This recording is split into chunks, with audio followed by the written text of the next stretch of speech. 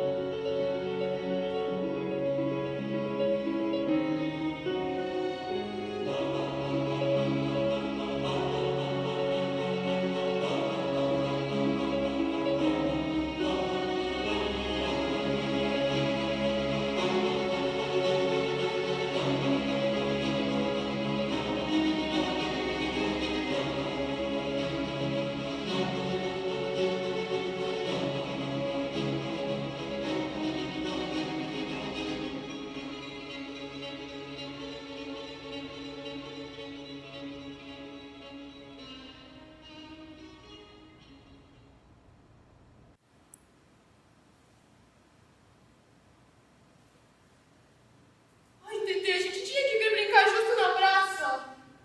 Tem muita gente aqui. Ali?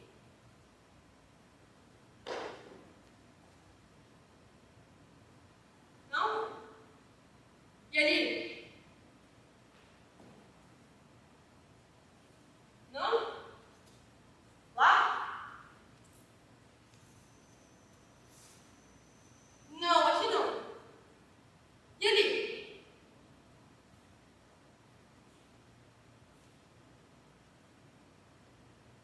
Pode ser aqui? Tá bom.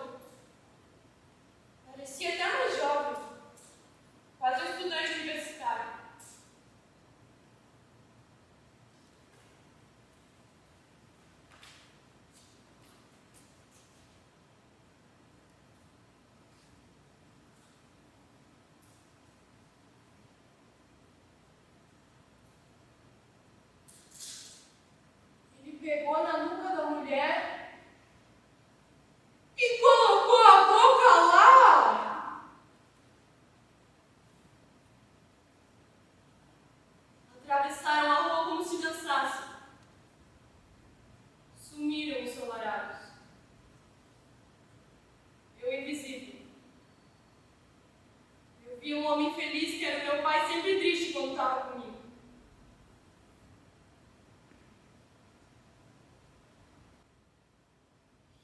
Quis correr atrás deles, matá-los com meu hálito de fogo, mastigar aquela felicidade. Ai, Júlia, para! Desse jeito você pega brincadeira, Júlia! Para, Júlia! Para!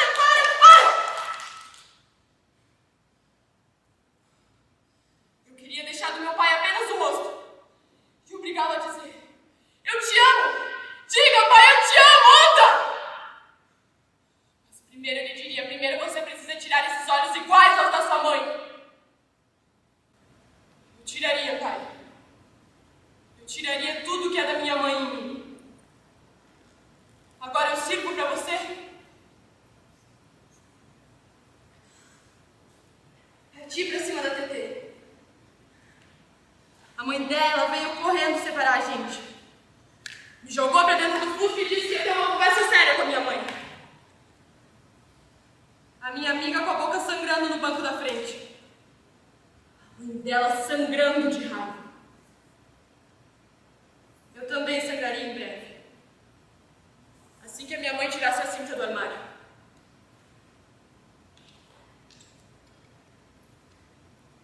Ela passou a mão no cabelo da filha e perguntou se estava tudo bem.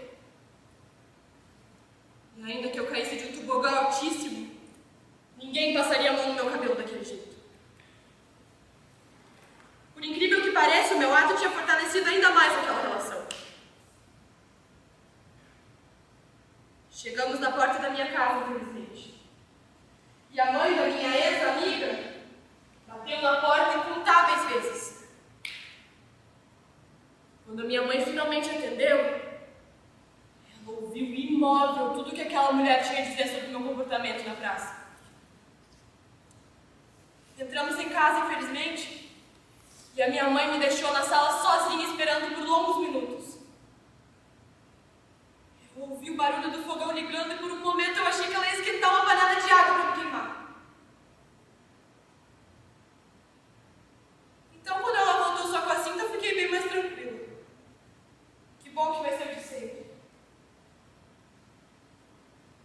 E enquanto eu apanhava, ela me dizia que essa história de sair para brincar tinha terminado, porque eu já era uma moça. Mas estranhamente a violência dela não me alcançou. Meu coração estava longe naquele dia.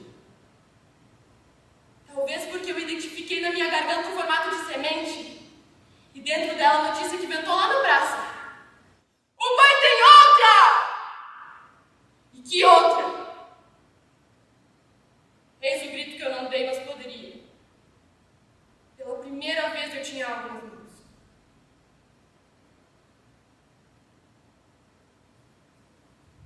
Mãe!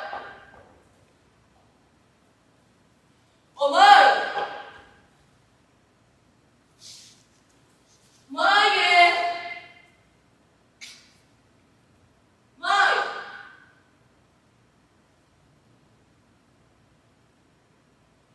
Mãe!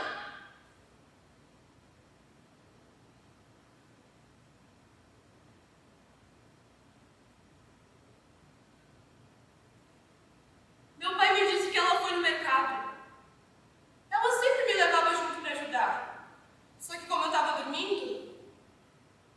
Não, isso nunca foi motivo. Aqui, porque o moderno está aqui no campo, tem uma cobertura, então o jogo vai ser realizado em tempo sequíssimo. Só escurece às 10 da noite. Quando meu pai ainda morava com a gente, um dia estávamos nós três sentados no sofá assistindo o jogo da Copa. Brasil e Argentina. Quer dizer, abre-se o tom e come-se o campo. Autoriza o ato. Rolou a bola no Waldstadion, em Frankfurt. Brasil e Argentina. Olha a Argentina chegando. Lúcio faz o corte na jogada do Delgado. Quase que a Argentina repete o jogo de Buenos Aires e faz um gol logo no comecinho. Coniace e Figueiredo, os dois florinhos e carequinhas ali. É novinho o estádio. Olha o Adriano, tem a chance. Quando a Natasha, uma menina do colégio, faz alguma coisa de errado, a mãe dela não bate. Ela só conversa explicando onde está o erro. Às vezes dando exemplo até da própria vida. E por tudo isso, a Natasha é uma menina calma quando ela derruba o pote de tinta na aula de artes. Quando falta uma estrela no boletim, a Natasha não sente medo de voltar para casa. Bate o sino e a Natasha corre pelo pátio em busca da mãe. Sorri quando a encontra. E recebe de volta um doce lábio na bochecha. Assim elas voltam para casa tranquilamente. Sabe? Tranquilamente. Meu pai deixou escapar um risinho de nervoso. Aí a minha mãe levantou do sofá. Pegou o primeiro objeto que viu na frente e... Ninguém abriu aqui pela direita, ninguém abriu na esquerda, ele prendeu. Tocou no Ronaldinho Gaúcho. Olha que posição legal. Recebe o Robinho pra cima do Coutinho. O Robinho quer dar pra cima dele aí. Lançou na nossa vida. Ainda bem que a gente conseguiu abaixar a cabeça. Meu pai berrou que aquilo era um absurdo. Você quer nos matar?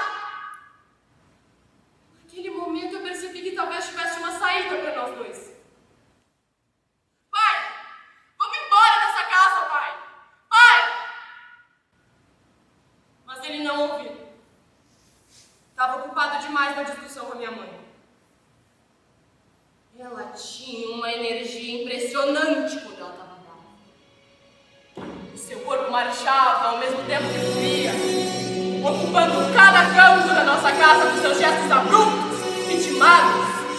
Tudo ia rachando conforme seus gritos, e as paredes iam cedendo conforme ela passava e dizendo que nós éramos os tortos, uns ingratos, que nada nunca estava bom ou limpo o suficiente. Ela era uma verdadeira rainha de um país em guerra que era o seu corpo não amado. Ou nunca amado do jeito que ela gostaria.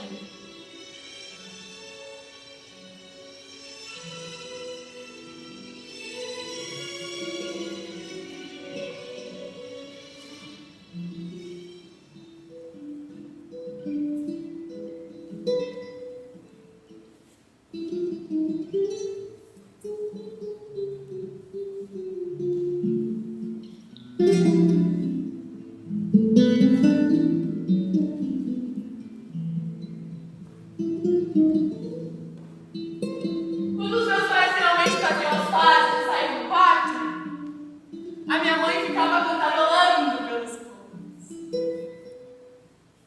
Ela sorria na minha direção, mas não era para mim. Era pro modo como ela estava se sentindo. Lembra, mãe?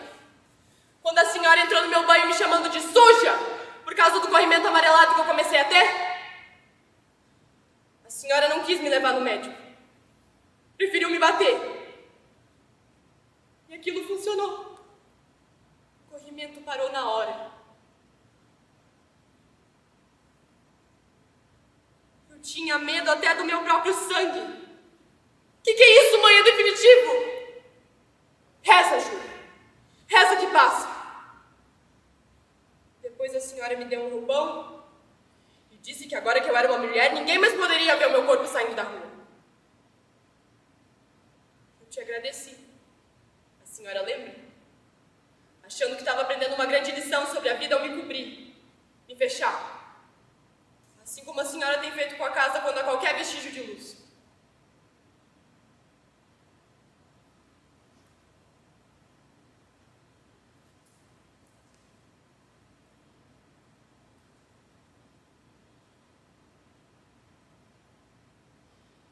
Em casa, minha mãe carregava suas dores como um manto. Ele emanava uma aura de respeito, como quem dissesse, não se aproxime.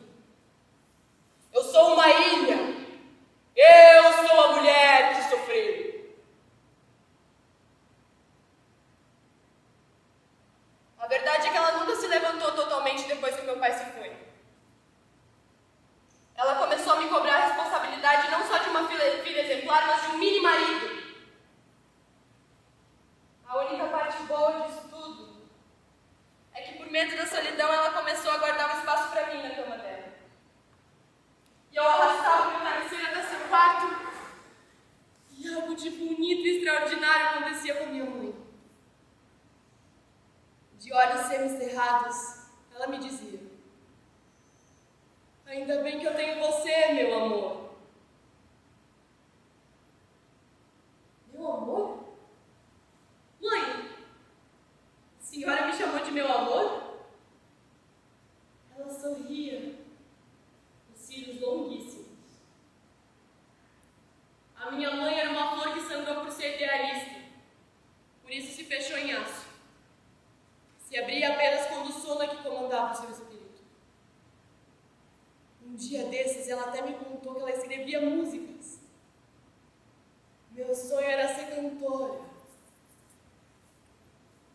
E por que a senhora parou, mãe? Por quê? Não sei. O sonho foi se transformando em outras coisas. A minha mãe sempre dizia que, apesar de toda a sua extravagância, ela conseguia ser melhor até do que a própria mãe dela. Mas eu não lembro da avó ser assim tão terrível. Se bem que eu mal a conheci. A minha mãe e a minha avó ficaram anos sem se falar. Eu lembro do dia que o telefone tocou com a notícia da morte dela. Lembro do abraço sem jeito que os meus pais se deram. A casa ficou em silêncio até a noite. Nós não fomos no enterro. E a minha mãe não derramou uma lágrima. Pelo menos não na minha frente. Mas dias depois, ela me contou do meu avô sem nem eu pedir. Ela disse que ele era um cantor de música da terra que estava de passagem pela cidade. Conheceu a minha avó em uma das suas apresentações e eles ficaram juntos. E ao que parece, nesses dias ela flutuou.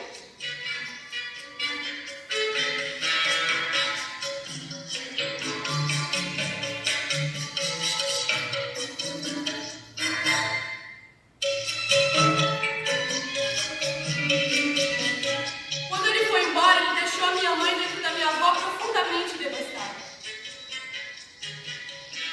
Antes de conhecer o tal cantor, ela era uma mulher linda, uma dançarina nata, adorava festas. Quando ela engravidou de um forasteiro, ela sentiu que a cidade lhe virou as costas. Eu, porém, vivo sozinha, muito triste sem ninguém. Esta noite eu chorei tanto, sozinha sem Ela foi ninguém. deserdada e passou por muita dificuldade. Trabalhou como goleira, costureira e faxineira até o fim da vida.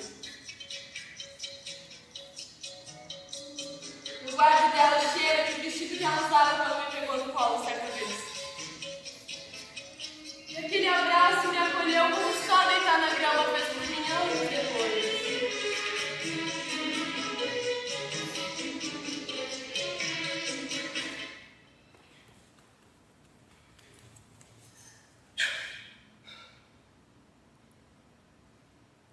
As brigas dos meus pais foram virando o chão onde nós pisávamos.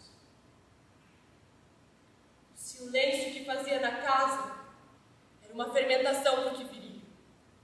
E até pior do que os gritos quando tudo estourava, geralmente por ciúmes, quando meu pai voltava tarde para casa.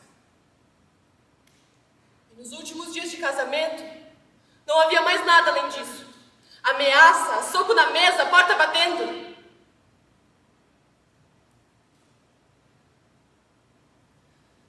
Quando o divórcio chegou finalmente, eu senti que algo se rompeu também em mim. Ao longo dos anos, e por trás de cada relação que eu estabelecesse, me acompanhava a certeza de que as pessoas se abandonam. Ele veio junto com a quebra da inocência.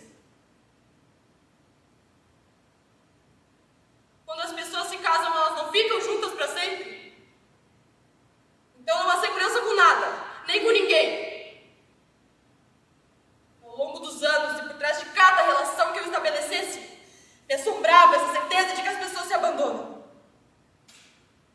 Muitas nem se amam. Se casam por medo da solidão e têm filhos pelo mesmo motivo. Depois que saiu de casa, meu pai começou a cultivar no rosto a máscara de homem mais jovem que ele imaginou pra si. Aos poucos ele foi virando essa pessoa que passava algumas horas comigo. Era bom, claro.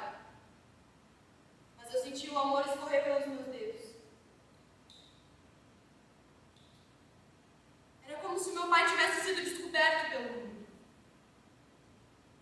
Ele foi se transformando nessa pessoa que eu encontrava do nada na rua, de braços dados com uma mulher vestida de ouro. Quem é meu pai?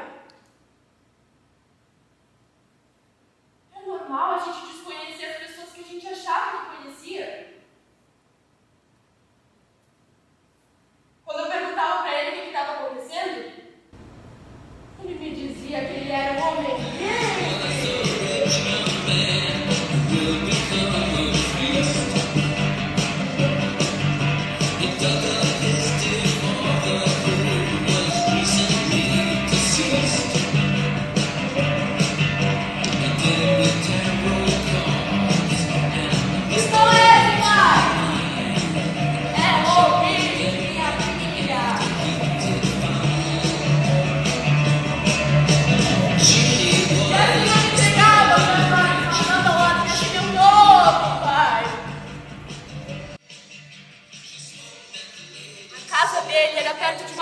Cheia de doces. A Carolina era o meu favorito. A mistura da crocância do chocolate com a massa macia e o recheio tão saboroso. Era a combinação perfeita. Ele começou a comprar várias pra mim. Eu comia e comia. Eu queria guardar todas elas bem lá no fundo, para que nunca ninguém pudesse tirar elas de mim.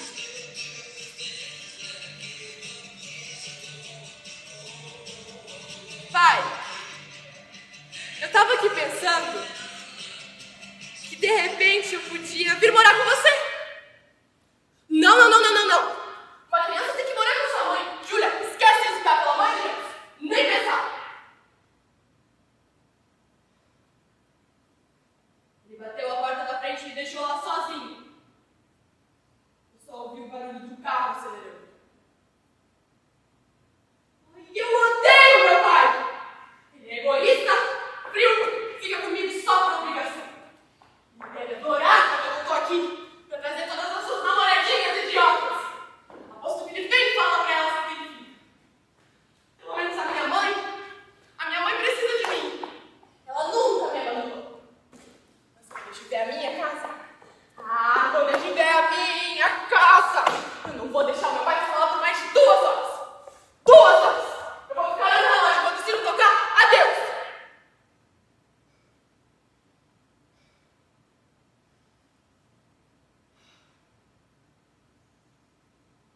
Depois que eu descobri o poder do diário, eu confesso que essas coisas me machucavam cada vez menos.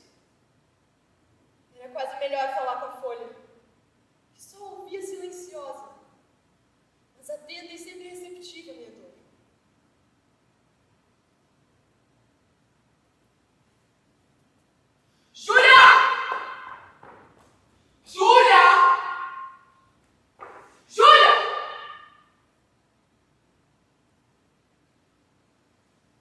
Você tá aí, mas eu não tenho sossego.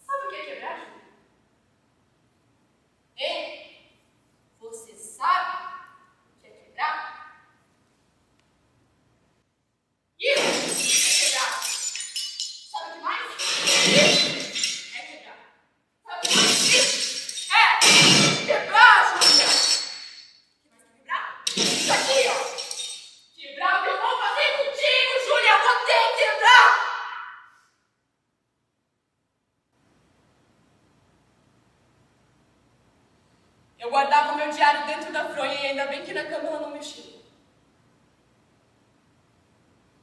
Depois que ela terminou de quebrar o meu quarto, ela estava exausta.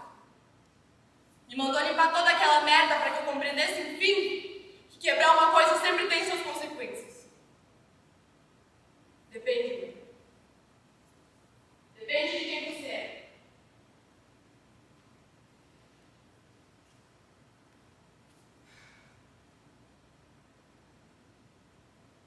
Quando a diretora disse que a gente teria uma conversa em família, eu tive que me segurar para não rir na cara dela.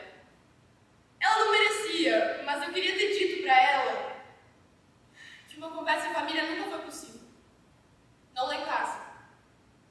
Lá nós somos 3 solitários, incompreensíveis, profundamente machucados pela guerra que travamos uns contra os outros. Ainda que meu pai não more mais com a gente, o seu fantasma plana pelos corredores. Somos ruína e pó. Nosso jeito de conversar, diretor, é nos machucando. Não é por mal, nós não somos maus. Somos tristes. E isso é o que nós fazemos com a nossa solidão. A diretora, então, servindo café no copinho plástico, disse: eu podia muito bem suspender a Júlia, como você sabe. Porém, essa é a primeira falta grave dela. E aqui nessa escola nós acreditamos no poder do diálogo. Nós também percebemos que a Júlia anda um pouco mais reservada ultimamente. O que é normal, uma separação não é algo fácil para ninguém. O inegável, no entanto, é que a Júlia é uma menina muito querida por todos nós. Ela é estudiosa, dedicada, criativa, sensível. Nós acreditamos que todo mundo pode errar e se redimir dos seus erros. Diretora, eu não sei muito bem o que me deu. Me desculpa, eu devo ter perdido a cabeça. Era tudo mentira. Eu sabia exatamente o que me deu. Acontece que eu estava comendo meu lanche no meu canto, quando a Gabriela me chamou para falar uma frasezinha estúpida. Ai, talvez o seu pai seja meu pai também. Quê? Eu não me importo se isso acontecer, ele é tri bonito. Ah, mas ela pediu aquele soco que eu dei bem no meio da fuça dela. Aposto que ela aprendeu algumas coisas assim que ela caiu no chão. A queda ensina mais do que o voo. A diretora disse que queria me sugerir uma coisa que me faria muito bem. Balé?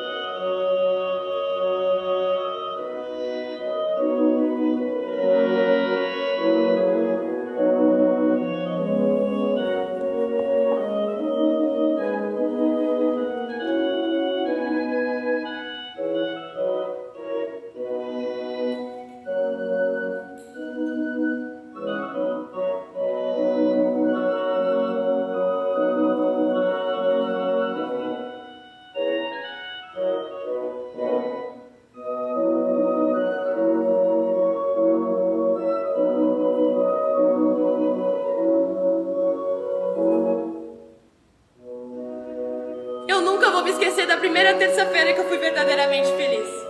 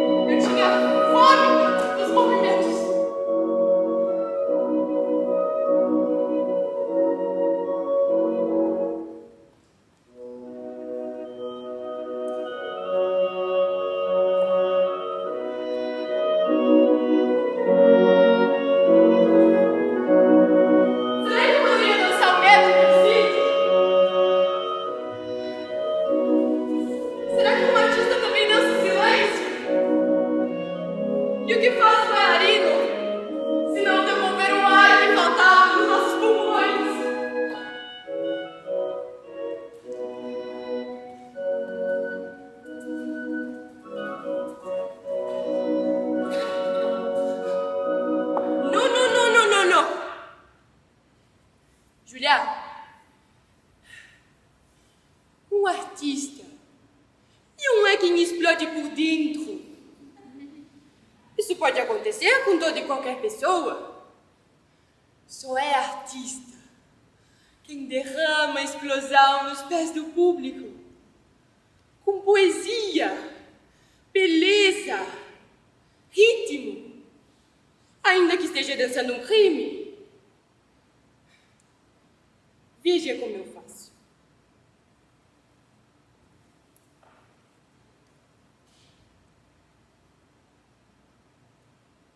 A sua dança era fogo e lava, cigana do povo. As pulseiras tilintavam nos seus braços. E a música fluía, a música rodava, a música era a alma daquele mundo. Tanto vigor nos seus ossos. Madame, a senhora nasceu anjo para depois nascer mulher? Na sua dança, que é dona de qualquer espaço, dá para ter uma boa noção dos pais que a senhora teve. Eles devem ter sido incríveis. Meu corpo era um tronco de árvore. Ou pior, era um tolo dançando. Menos do que isso, era a própria morte. Ou seja, uma dança impossível. Acontece que dentro da minha cabeça... dentro da minha cabeça eu era a mais pura seda no varal. O prendedor que me segurava já não tinha forças. Então eu me soltava. Filha do vento planando no céu. Depois que eu saí do ensino médio, eu logo comecei a trabalhar no café. Eu queria ter feito universidade, claro. Estudado filosofia, talvez. Mas não deu tempo.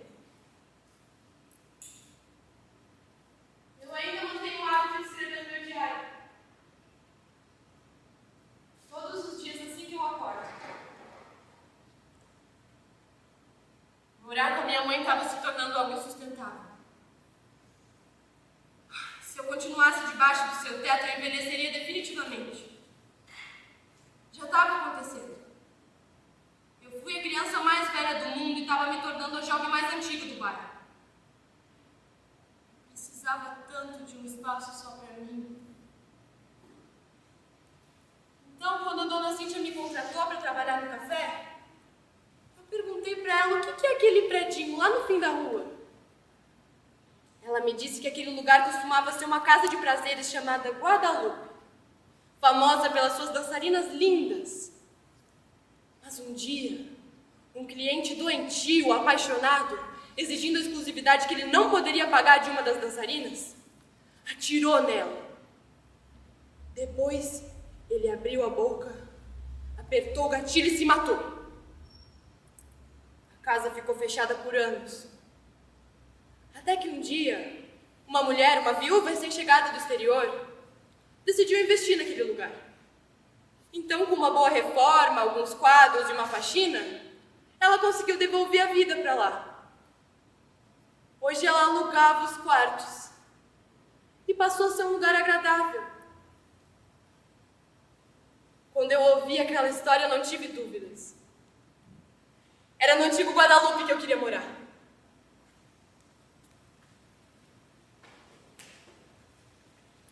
Me desculpa, mãe. Faz alguns anos que eu estou juntando forças para deixar o seu teatro. Eu que sempre fui seu público mais fiel. Acontece que chegou a hora de parar de assistir a vida dos outros. Chegou a hora de eu viver também.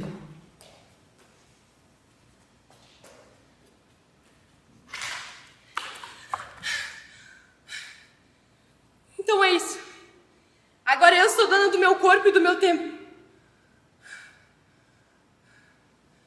Me mudar para a pensão, sair daquela casa, se mostrou a melhor decisão que eu tive na minha vida.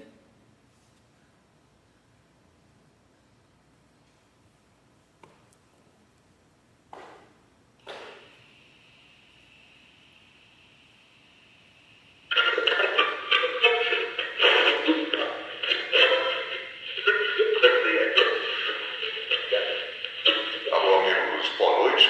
Estamos iniciando mais uma apresentação apresentação de Sala de Concertos, aqui pela Universal 105.9. Os grandes instrumentistas e compositores da música erudita. Temperatura agora de 20 graus.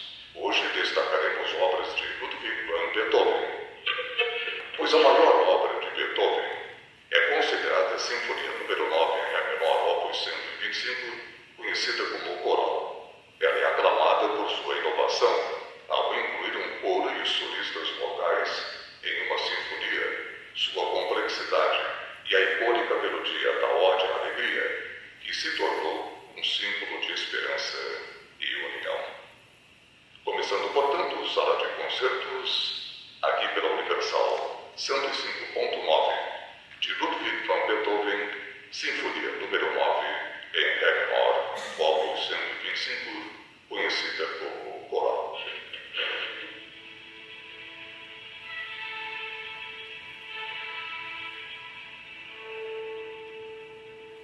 A viúva argentina me recebeu super bem aqui na PC. Ela era essa mulher extraordinária, carismática até o talo, misteriosa também. Vez ou outra eu vejo a fumaça do seu cigarro pela minha janela, depois eu ouço um cantarolar de um bolero pela primeira vez na vida. Eu não sinto vontade de desaparecer. Eu sinto esse lugar como se fosse uma continuação do meu corpo. Eu chego em casa, ligo o rádio, e é como se meu espírito pudesse voar por essas paredes, sem que eu morra por estar voando do lado de fora. Aqui não é fora. É dentro. Abri meu diário e eu estava com vontade de escrever.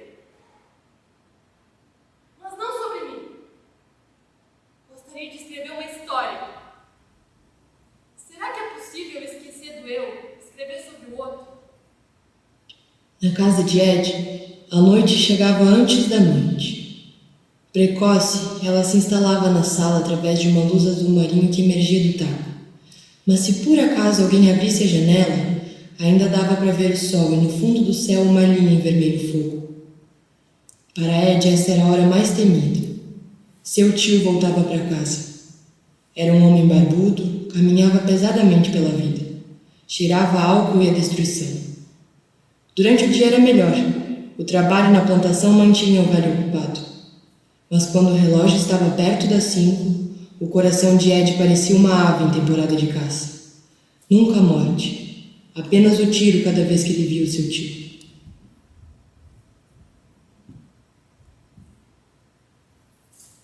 Meu pai trabalhou a vida toda numa loja de material de construção.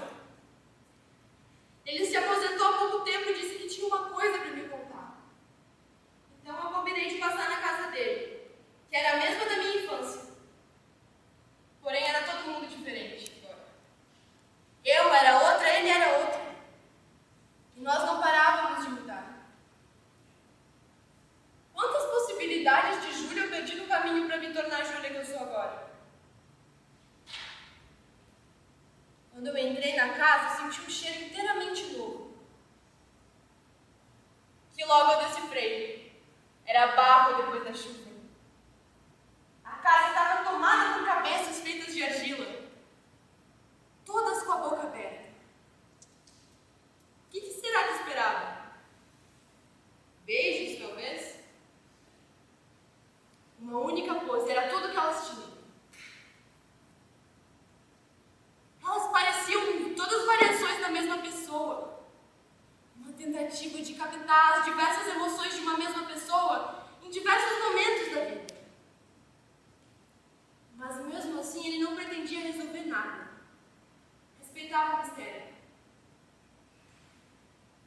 Por que criar uma imobilidade tão cheia de vida, pai?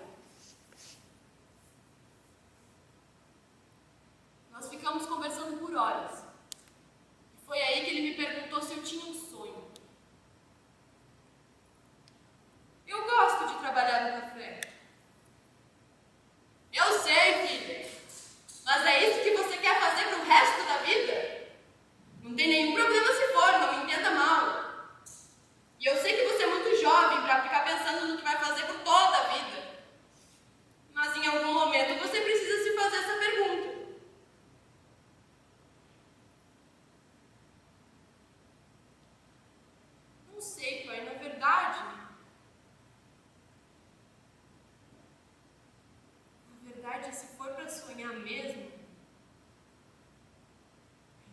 queria mesmo era ser escritora.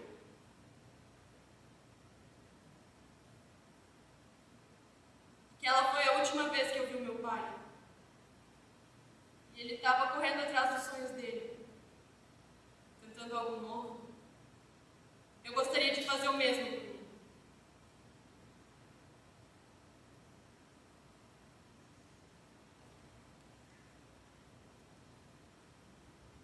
Na volta para casa, eu parei para conversar com a viúva na recepção. E um vizinho passou por nós flutuando. Esse aí é escritor. Fernando Peixoto, o nome dele. É um doce, mas é silencioso.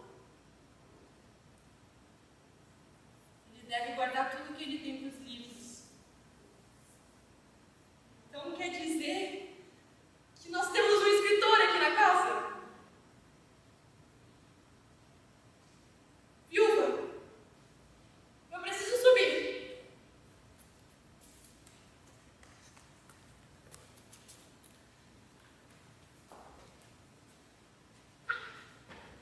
Depois que apanhou do tio, Ed se trancou no quarto.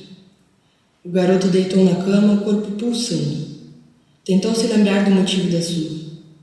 Eram tantas e cada vez mais frequentes que as razões se perdiam no tempo. Agora, sozinho no quarto, ele percebeu que apanhar lhe doía cada vez menos. Seu corpo estava ganhando resistência. Sorriu orgulhoso. Afinal, não era pouco o que ele tinha que suportar.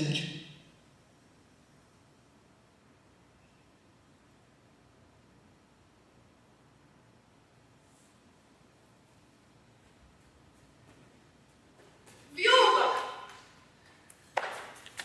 Viúva! Eu acho que tem um escritor aqui, dentro de mim.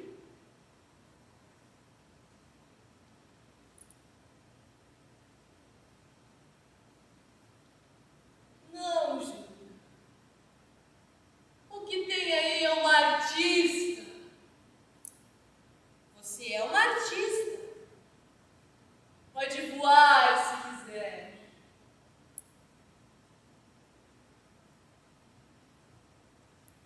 Não. Artista eu não sou.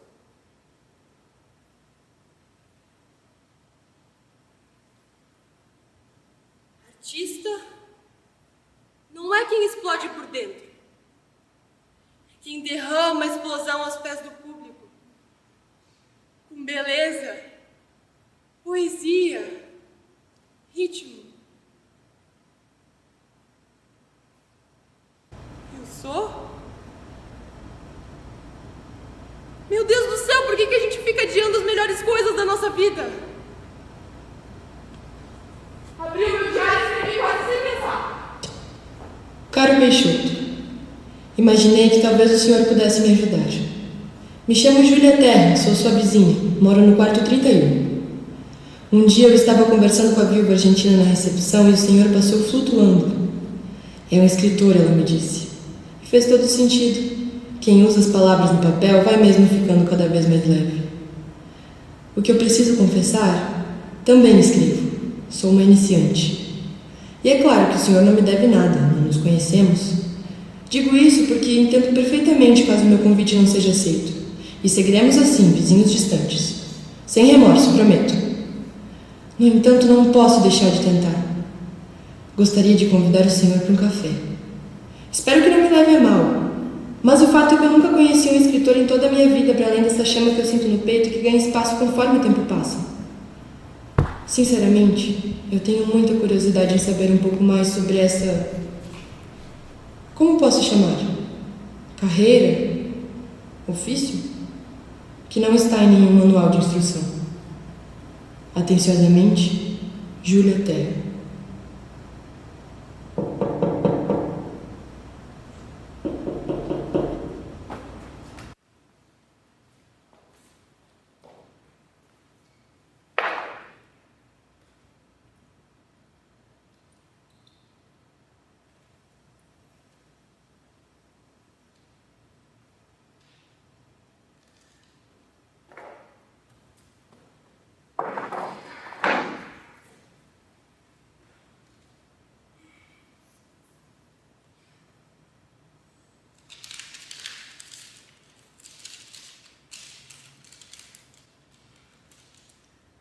Senhorita Júlia, seu nome carrega a força de uma personagem de Strindberg, mas isto é mérito de seus pais. Quero dizer que só pela sua carta, minha querida, ainda que você não tivesse me contado nada, eu soube. Há uma escritora no quarto 31. A senhorita mencionou que já me viu passando ou flutuando, o que me deixou enlouquecido. Pois eu também tenho uma história para lhe contar. Dia desses tive o prazer de observá-la na biblioteca municipal. Era uma quarta-feira, se não me engano. Depois de escolher um livro, a senhorita se sentou em uma mesa larga e solitária. Ficou ali, concentrada. Seus olhos não desviaram da página nem por um segundo. Sabe, minha querida, para se tornar um escritor ou um artista, a devoção é o ingrediente fundamental. Além da paciência, é claro. Mas há camadas e camadas de paciência na palavra devoção. A senhorita está certa quando se diz não há manual para se tornar um escritor. Ainda bem, que desastre seria se houvesse. Mas através da sua carta eu pude perceber que a senhorita carrega tudo o que precisa para se tornar uma escritora. Aposto que está se perguntando, então por que ainda não sou? Bem, a resposta é simples. Basta que a senhorita decida dentro de si. Levante o rosto de suas dúvidas e dores e comece a caminhar em direção a seus sonhos. A estrada será tenebrosa, dificílima, amarga e até impossível em alguns momentos, não vou mentir. Mas é importante dar um passo, ainda que seja mínimo, em direção à sua arte diariamente. Saiba que os artistas têm as horas a seu favor. Eles não sentem solidão quando estão criando. São os meninos dos olhos do tempo. E por terem um afeto desse Deus, são os únicos que conseguem vencê-lo, ainda que simbolicamente. Faça isso, minha querida. Se autorize. Daqui a uns anos, quando olhar para trás, vai perceber orgulhosamente que está cada dia mais perto do seu coração selvagem.